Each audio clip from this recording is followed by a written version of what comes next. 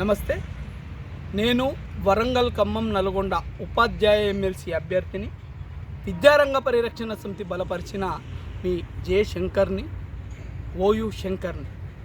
ఇలా ఉపాధ్యాయ సంఘ నేతలు, రాజకీయ పార్టీలు బలపరిచిన సంఘ నేతలు ఇలా ఎమ్మెల్సీ బరిలో ఉన్నారు. రాజకీయ పార్టీలకు భుజం కలుపుకొని నిన్న మొన్నటి దాకా తిరిగిండ్రు. ఆయా రాజకీయ పార్టీలు బలపరిస్తే ఎన్నికలలో ఉన్నారు. మరి వీళ్ళు రాజీనామా చేస్తే టీచర్గా పెన్షన్ పొందుతున్నారు, వీళ్ళు ఎమ్మెల్సీగా పదవి పొందిన తర్వాత రాజీనామా చేస్తే పెన్షన్ పొందుతున్నారు. మరి సాటి ఉపాధ్యాయుని బాధ తెలుసు కదా. మరి పాత పెన్షన్ ఎందుకు అమలు చేయలేదని ఒక్కనాడన్న కౌన్సిల్లో మండలిలో నోరు తెరిసిండ్రా?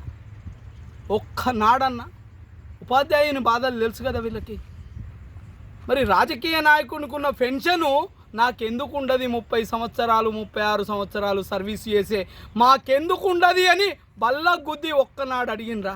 మరి వీళ్ళు ఏ నైతిక హక్కుతోటి ఇలా మిమ్మల్ని ఓట్లు అడగనీకి వస్తుండ్రు? ఏ నైతిక హక్కు ఉన్నది? ఇలా నాలాంటి ఒక లోడు ఉపాధ్యాయ ఎమ్మెల్సీకి నామినేషన్ వేసే పరిస్థితి ఏదైతే దాపరించింది ఇలా వాళ్ళ అసమర్థత వల్ల, ఇలా వాళ్ళు రాజకీయ లాబీలు చేసుకోవడం వల్ల ఇలా నేను ఎమ్మెల్సీ బరిలోకి దిగాల్సి వచ్చింది.